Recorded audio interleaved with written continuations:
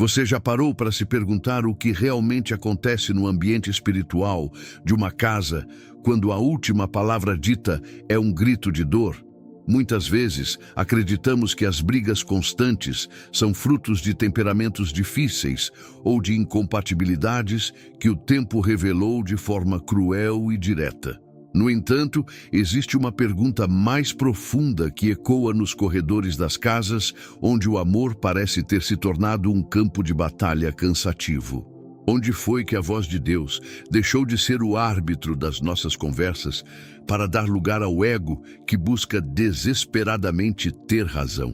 A busca pela verdade nas Escrituras não é um exercício de ler regras antigas, mas sim de entender a engenharia da alma humana desenhada pelo Criador. Quando abrimos a Bíblia para tratar de conflitos conjugais, não estamos buscando apenas dicas de etiqueta social, mas sim uma restauração da ordem interna do espírito. O casamento, nessa perspectiva, funciona como um espelho que reflete não quem o outro é, mas as áreas de nossa própria vida que ainda não foram tocadas pela graça.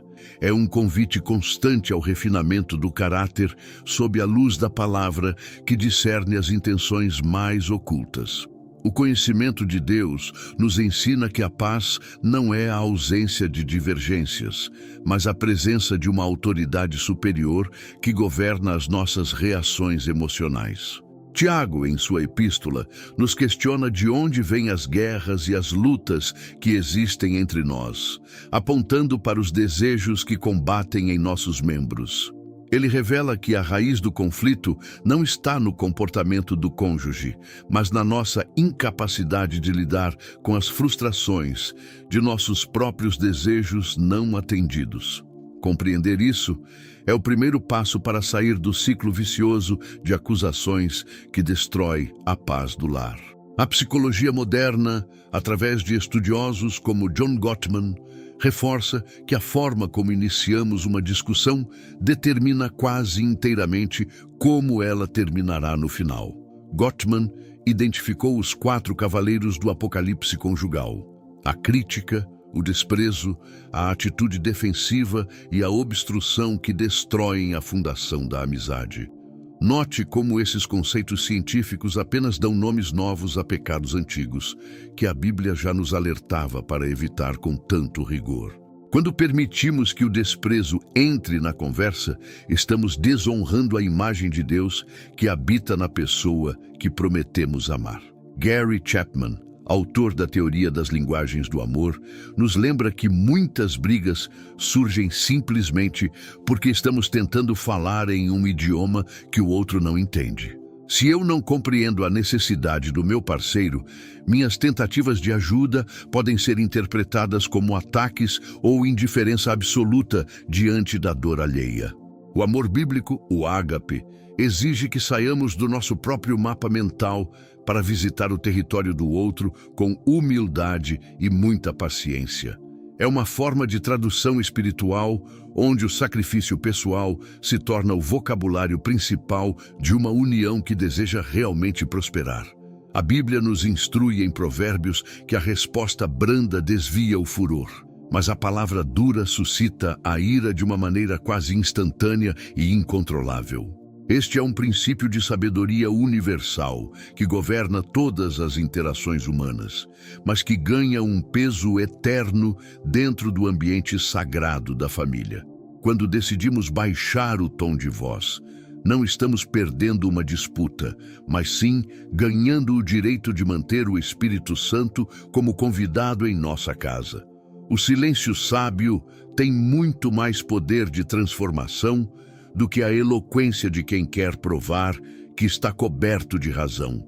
A revelação espiritual sobre o conflito é que a luta não é contra a carne e o sangue, ou seja, não é contra o seu marido ou sua esposa. Efésios nos ensina que nossas batalhas são de natureza espiritual e que as armas da nossa milícia não são carnais, mas poderosas para destruir fortalezas. Quando você briga, você está lutando contra a pessoa que deveria ser seu maior aliado na construção de um legado de fé e esperança. Ao entender que existe um inimigo da paz tentando dividir o que Deus uniu, sua postura diante da discórdia muda completamente. Jesus Cristo, em seu Sermão do Monte, declarou que os pacificadores são bem-aventurados porque serão chamados filhos de Deus, elevando a paz a um nível de filiação divina.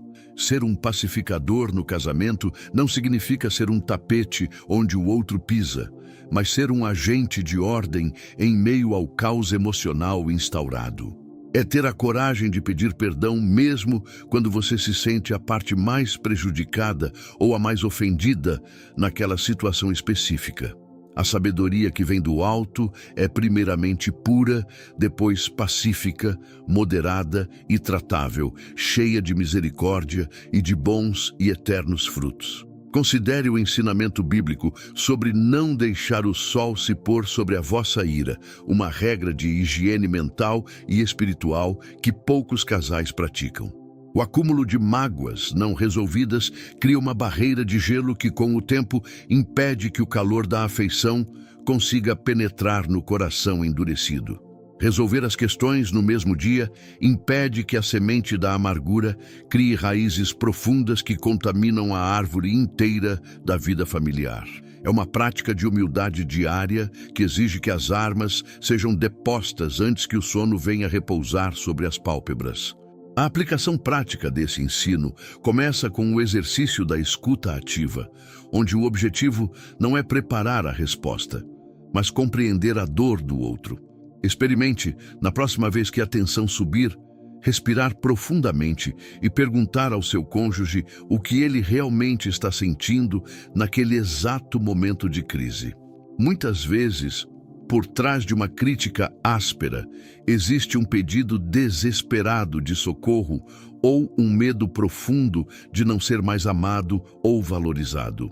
Quando você escolhe ouvir a dor, em vez de rebater a ofensa, você quebra o ciclo da violência verbal e emocional.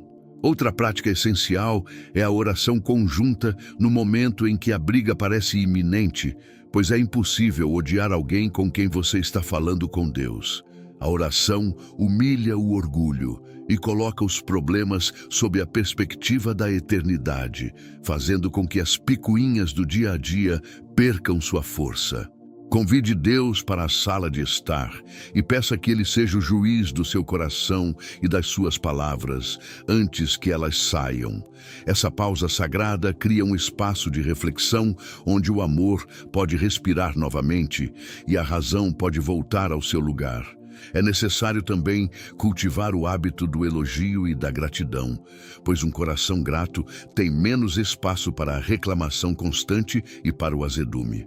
Foque nas virtudes que fizeram você se apaixonar por essa pessoa e verbalize essas qualidades todos os dias, sem falhar, como um alimento diário. O reforço positivo constrói uma reserva de boa vontade que será fundamental quando os dias difíceis e as crises inevitáveis baterem à porta do lar. A Bíblia diz que a mulher sábia edifica a sua casa, mas a tola a destrói com as suas próprias mãos e palavras. A mudança de perspectiva acontece quando entendemos que o casamento é uma escola de santidade e não apenas um contrato de felicidade mútua ou conveniência social.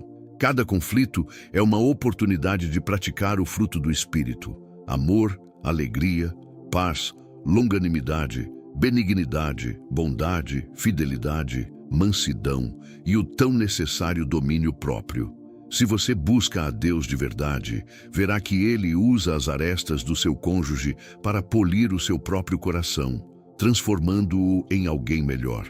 O objetivo final não é ter um casamento perfeito, mas ter um casamento que glorifique o Criador através da nossa capacidade de perdoar.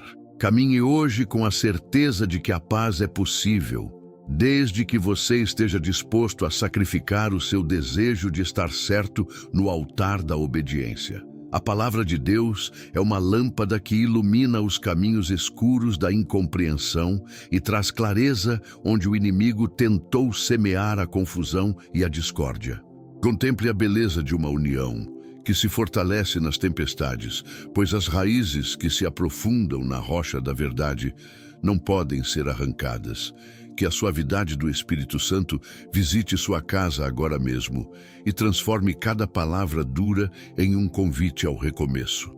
Lembre-se de que a jornada da restauração é um processo lento e contínuo, que exige paciência consigo mesmo e com o outro ao longo do tempo.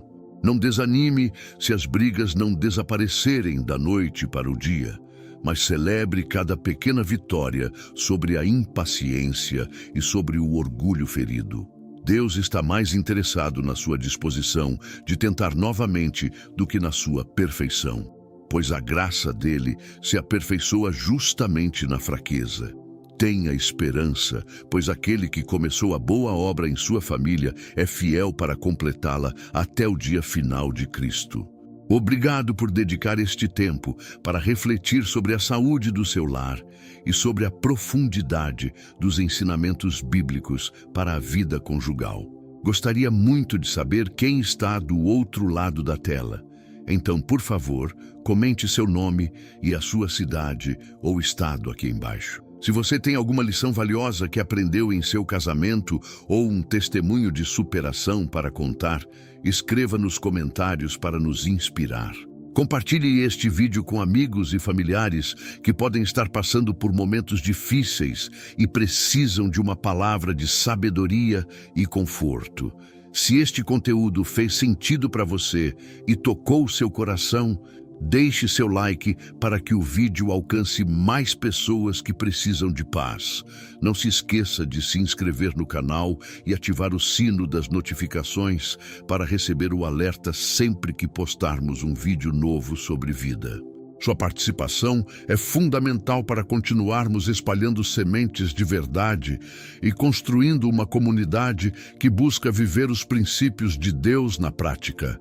Que a paz do Senhor, que excede todo o entendimento humano, guarde o seu coração e a sua mente em Cristo Jesus.